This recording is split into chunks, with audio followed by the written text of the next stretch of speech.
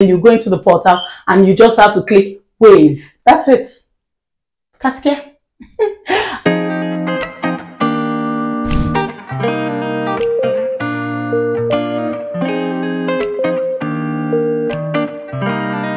Hello beautiful people, it's your girl Ada and I'm here again today to share with you some very exciting news which some of you have indicated interest about. A video about why I'll be leaving the UK for Australia. A lot of persons have asked how of course they can also register to practice as a nurse in Australia.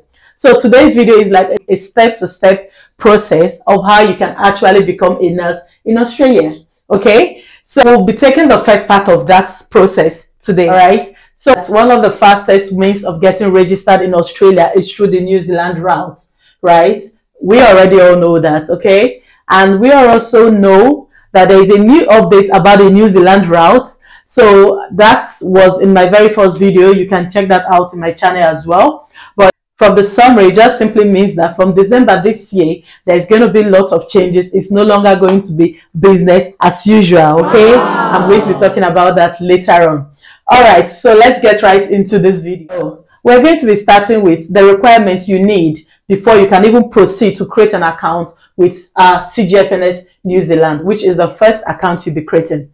So number one thing you need to have, of course, is you need to be a nurse.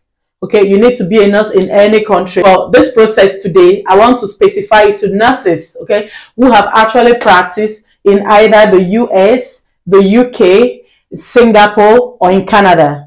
Okay, because their process is quite different from nurses who haven't practiced in these countries.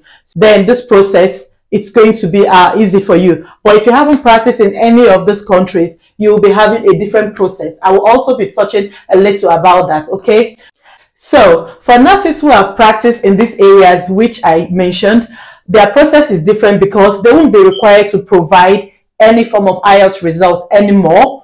You at the beginning will upload your old Ielts result just to show that you did take an Ielts exam at some point in your life, but it doesn't have to be like the valid 2 years validity, okay? So they do not need to provide an Ielts result. They do not need to attend the adaptation course, which you attend normally if you're trying to register in New Zealand. So these are the two major things that separate nurses who have practiced in these other 5 countries from any other country. So if you do want to go through the New Zealand route to Australia as well, and you're maybe in Nigeria, Ghana, Kenya, any South Africa, any other place, you know, of course, you have to do your Ielts, and then you also have to come to New Zealand to do an adaptation course. All right. So those are the things you have to do. But if you've practiced in UK, US, New Zealand, Canada, you do not have to do those things. All right. So that's why today I'm focusing on the nurses who have practiced in these countries. Okay. So another major thing which you need to have to be a registered nurse, of course, you need to be a graduate nurse. Okay. You need to have a BSc degree in nursing. Before, if you do not have a BSc degree in nursing and you're trying to register, you will be registered as an enrolled nurse, not as a registered nurse. Okay, so New Zealand happens to be one of the very few countries who actually sort of differentiate between the BSc and the diploma in nursing. They do prefer their nurses to have the BSc, so then they have the registered nurses with the BSc, and then the diploma nurses having being the enrolled nurse. But now guys, hold on, don't get discouraged. I've had few persons testify how they are actually just diploma nurses, but they had a good case manager and they were able to bring all their documentations that were required, and they were able to actually register as registered nurses and not enrolled nurses. Okay, so just in case you have your diploma, let this don't throw you off balance. Just go ahead with the process. You never can. So once you have these requirements I've mentioned first, the first thing you need to do is to create an account with CGFNS New Zealand. I'll be leaving the link to that website at the description part of this video, because there are so many CGFNS accounts online, so you know the exact one you're supposed to create. So you create an account with CGFNS New Zealand. Of course, when this account is open, you just be required to fill in your basic biodata like your passport number, your age, your name, and things like that. And once you've done all these things, you're also expected to fill in, of course, your job experience. You're expected to fill in how long you've been in this country, just your basic biodata as that. are always required of you. Okay, so at this stage, you will also be expected to fill in like an IELTS result. Of course, they will ask you your English language requirements, which you met whenever you registered, either in US, in UK, Singapore, or Canada. So all you have to do at this point is to upload the result which you used whenever you registered. So I do have an IELTS result dated 2018. That is like 5 years ago, and that is the same IELTS result which I had uploaded, and that was accepted. Okay, so all you have to do is to upload this IELTS results and then fill in the rest of your biodata, and then you're supposed to pay an application fee at this point of $300. Okay, you pay an application fee of $300 and then you submit your application with CGFNS New Zealand. So this is just you trying to create a portal for yourself. Once you've done this, now you're going to have to wait a couple of days, and then they'll get back at you. They'll let you know that your account has been created, your portal is open, you can go in and begin to submit your documents. All right, so once you get in there, then you have you'll be expected to submit, you have your academic documents, you'll be expected to submit your job experience. So basically, this is what your page will look like after you've made your payment of $300. This is your page and what it's going to look like. All you're expected to do at this point now is to start sending your document. You can see there with my name where it says welcome Adama. You upload your picture if you like, your email, and every other thing. Okay, and then you see the status where it will say waiting for documents. You just have to go down to this part that says view order requirement details. When you click on that, it's going to open up, and then you have the identity document, education history, employment history, licensure registration, and language proficiency. So you may want to start with the very simple things which you already have. So you can decide to start with the language proficiency because it's sort of easy to get since you're getting that waived, right? So you see that's a green mark. That's to tell you I'm done. I don't have anything to do here. But you can see down here it says status documentation waived. Okay, so you don't have anything to do here. You just go there, you waive it, and that's you out of that part. And the next part, once you're done with that, you can go back to your employment history.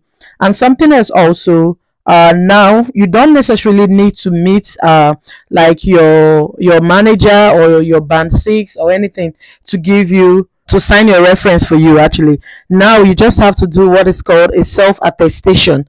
So at the end of your employment history, where you've put in all the hours you've worked, definitely they want to see that these hours at least above 3,000 hours in total. So once you've put in these hours you've worked, then you sign a self-attestation form. So once you sign the self-attestation form, that's it, done. It is good. That means you don't necessarily have to print out the form and send again to your manager to sign for you. I hope that is clear, because that part is like one of the easiest part as well. Then before you go ahead to talk about the identification document, the education history, and the licensure. So identification document is where you have to send those documents down for notarization.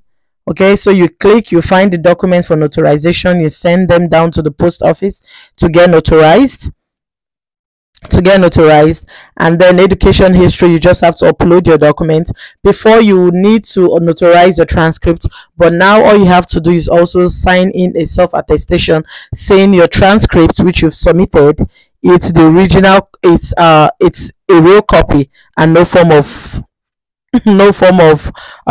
mago, if you know what I mean. Because I'm sure at some point this things they will have to go back to them and check.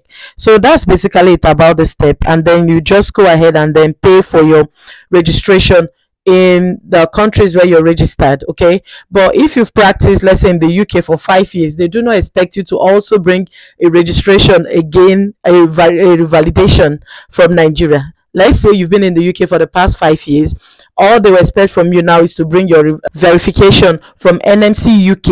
You no longer have to bring a verification from NMC. Will pay your academic qualifications. This is the part where you have to upload your degree, your certificates, and all that.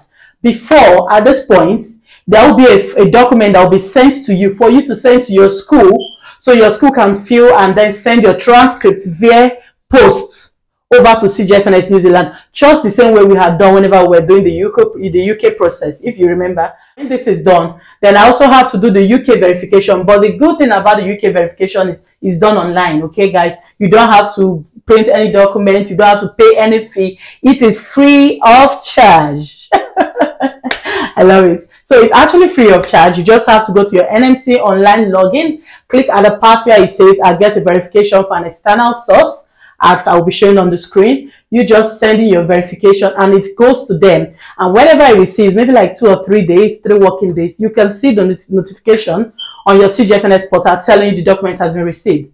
Just so you know, these documents will just keep piling on your portal, okay? They're not going to attend to them. They'll just keep piling up until whenever they receive the last of your documents, okay? Once they've received, the last one most times is the verification coming from NMC Nigeria, in my case, from NMC of your country. They've received your transcripts all been uploaded, your notarized documents is all been uploaded.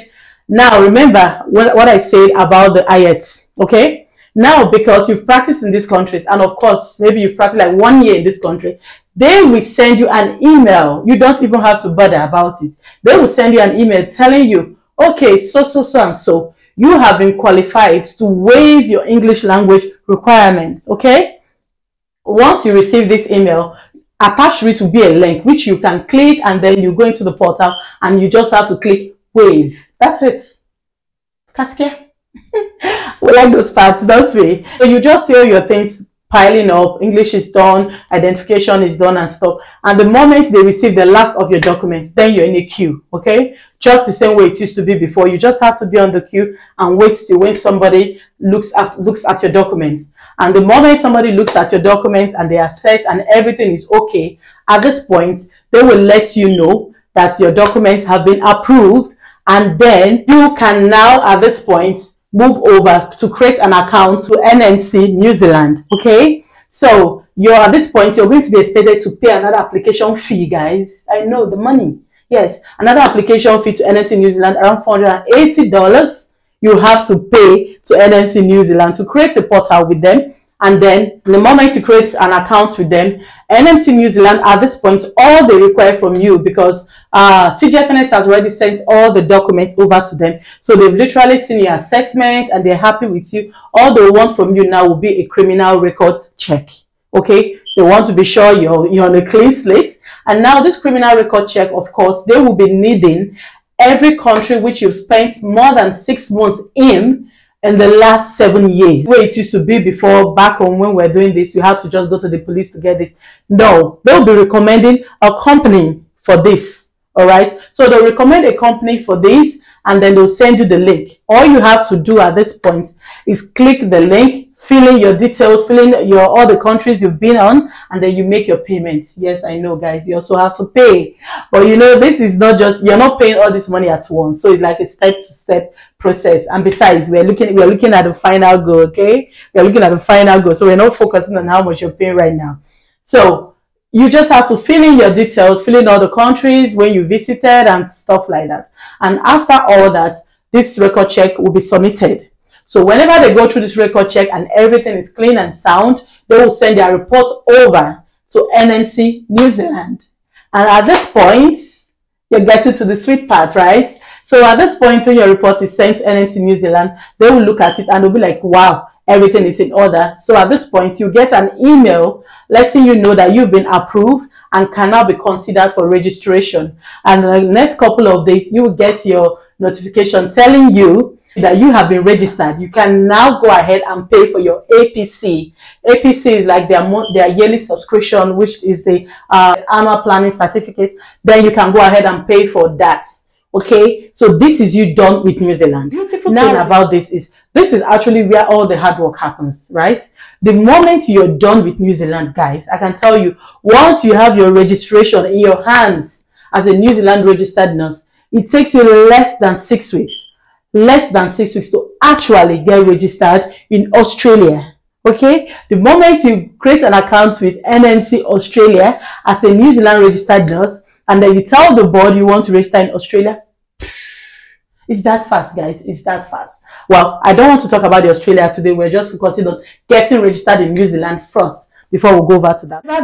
The new law that was brought in, the emails we all got about New Zealand. So from the December of 2023, New Zealand will no longer just accept registrations from this country.